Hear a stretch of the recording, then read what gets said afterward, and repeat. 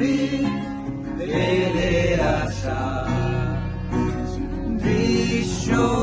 পর স্বপ্নে আঁকা নিয়ে তুমি কোন সুদূরে হয়তো ভবিষ্যতের আড়ালে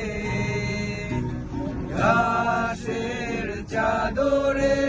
শুয়ে একা আকাশের পানে চেয়ে জেগে থাকা কেন আজ এত একা কেন